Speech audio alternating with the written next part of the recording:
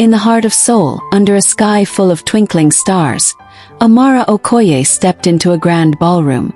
Her deep brown skin glowed in the soft light, and her long curly hair bounced with every step. The music was loud, the air warm, and her heart raced as she locked eyes with a tall, handsome man across the room.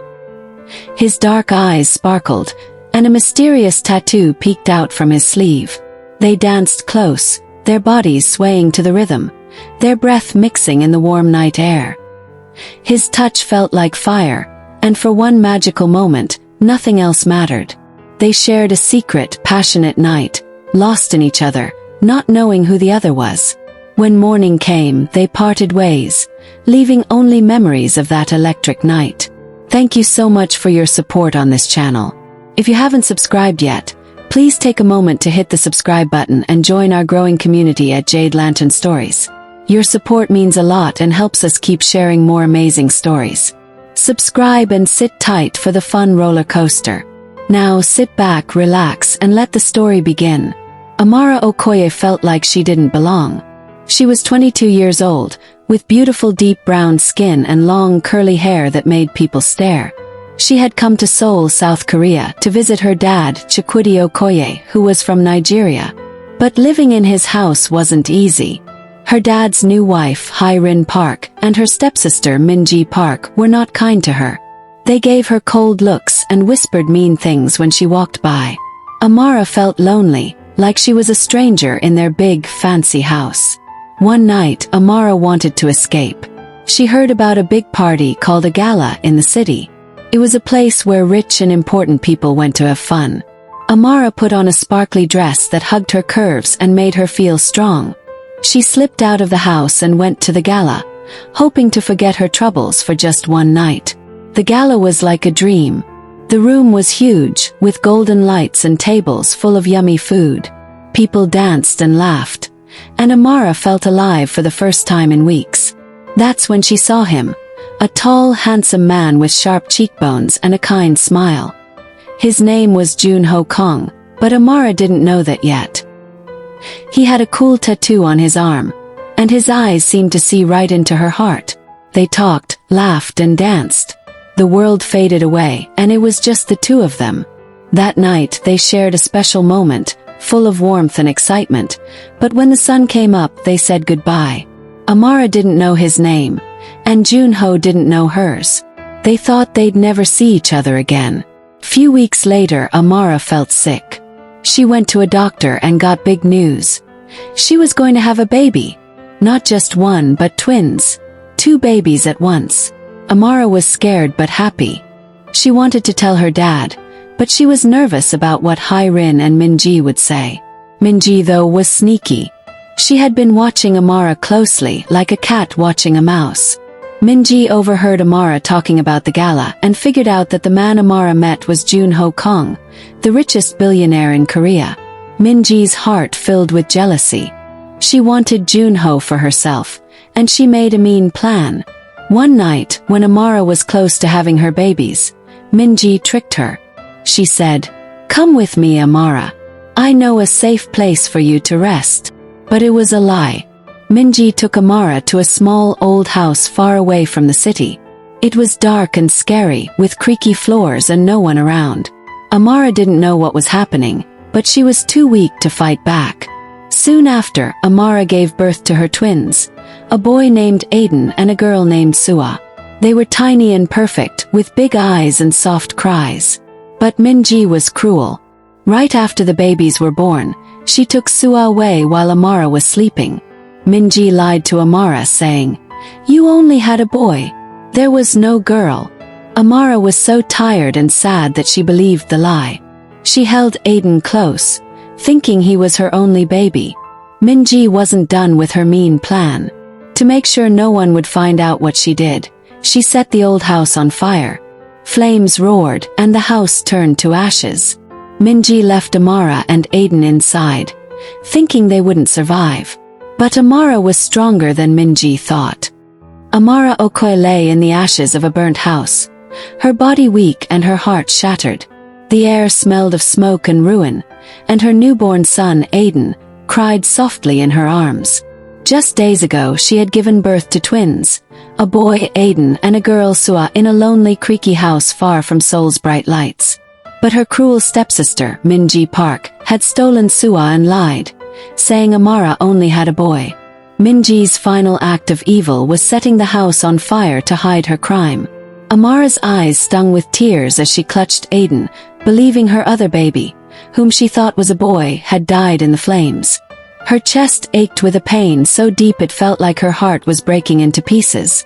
Minji, meanwhile, was weaving a web of lies.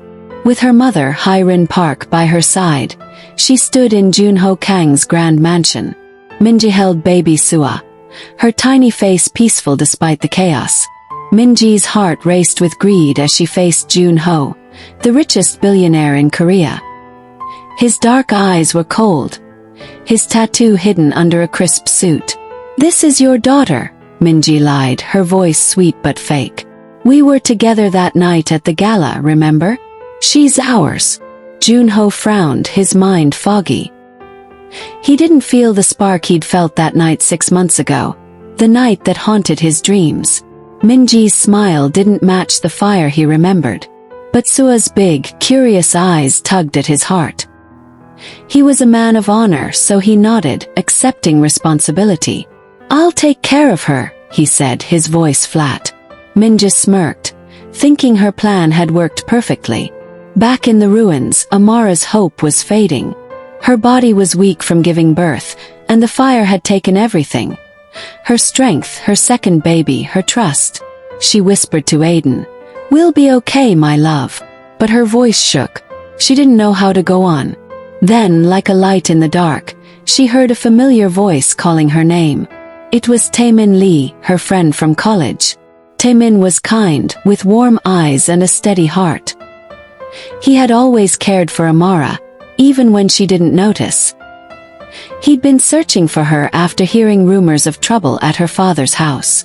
When he found the burnt house, his heart sank, but then he saw her, covered in soot, holding Aiden barely alive. "Amara!" Taemin shouted, running to her. He knelt beside her, his hands gentle as he checked her pulse. "You're safe now. I've got you." Amara's tears fell as she looked into his worried eyes. "My baby. I lost my other baby," she sobbed, thinking of the child Minji said was a boy. Taemin didn't understand but knew they had to leave. He lifted Amara carefully, cradling Aiden in his arms, and carried them to his car. The night was cold, but Taemin's presence felt like a warm blanket. He took them to a small, safe apartment, promising to protect them. Amara's heart was heavy, but Taemin's kindness gave her a tiny spark of hope. In Junho's mansion, Minji and Hyrin lived like queens. Hyrin, with her sharp eyes and cunning smile, helped Minji keep up the lie. They wore fancy clothes, ate expensive food, and acted like they belonged in Junho's world. But Junho was distant. He cared for Sua, rocking her to sleep and buying her soft toys, but he felt nothing for Minji. Her laughter annoyed him, and her touch felt wrong. He often stared out his window, thinking of that night at the gala, the woman with curly hair and a smile that lit up his soul. He didn't know her name, but her memory kept him awake. Minji noticed his coldness and grew angry. "He'll love me one day," she told Hyrin, her voice sharp. Hyrin nodded, plotting ways to keep Junho under their control. Amara, now in Taemin's apartment, was healing slowly. Her body was stronger, but her heart was broken. Every night, she dreamed of the fire, of a baby's cry she couldn't reach. She held Aiden close, his tiny hands grabbing her fingers. "You're all I have," she whispered, kissing his forehead. But the pain of losing her other child burned inside her. She didn't know Sua was alive, growing up in a mansion with a father who didn't trust his own heart. Amara felt angry too. Angry at Minji, at Hyrin, at the world that took her baby. One night, she made a promise to herself. "I'll get strong," she told Taemin, her voice firm. "I'll make a new life for Aiden, and I'll never let anyone hurt us again." Taemin listened, his heart aching for her. He loved Amara, though he never said it. He helped her plan to leave Korea, to start over where Minji couldn't find them. "You're brave, Amara," he said, his smile soft. "You can do anything." Amara nodded, but inside she felt a fire growing, not just to survive but to fight back one day. She and Aiden left Seoul on a quiet morning, boarding a plane to a new country. Amara looked out the window as Korea disappeared below, her heart heavy but determined. She didn't know what the future held, but she vowed to become someone unstoppable. Back in Seoul, Minji and Hyrin thought they'd won. They laughed over fancy dinners, sure that Amara was gone forever. Minji held Sua when Junho was around, pretending to be a loving mother.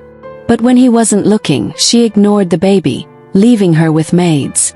Sua's big eyes watched everything, but she never made a sound. Something in her tiny heart felt missing, like she was waiting for someone she couldn't name. Junho noticed her silence and worried, but he didn't know why it hurt him so much. He hired doctors to check on Sua, but they found nothing wrong. "She's healthy," they said. Still, Junho felt a strange pull, like a piece of his life was lost. Amara's new life abroad was hard but hopeful. She worked long hours studying design and raising Aiden. He was a bright, happy boy, always asking questions. "Mama, why are you sad sometimes?" he'd say, his little voice full of love. Amara would smile and hug him, hiding her tears. She thought of her lost baby every day, not knowing Sua was alive. She worked harder, becoming a brilliant designer, her name starting to shine in the fashion world. But deep down, she carried her pain and her promise. She would return to Seoul one day, not just for herself, but for the child she thought she'd lost. In Junho's world, Minji and Hyrin grew bolder. They spent his money and planned their future, sure their lives were safe. But Junho's heart was restless. He looked at Sua and felt love but also questions. Why didn't Minji feel right? Why did Sua's eyes remind him of someone else? He didn't know the truth, but a small part of him kept searching, like a puzzle missing its pieces. The stage was set for a storm, one that would bring Amara back to Seoul, ready to face her past and uncover the secrets Minji and Hyrin thought they'd burned away forever. Did you enjoy the story? If you did, please subscribe to my channel Jade Lantern Stories to show your support. It really helps me keep making more stories for you. Thank you so much. See you in our next update.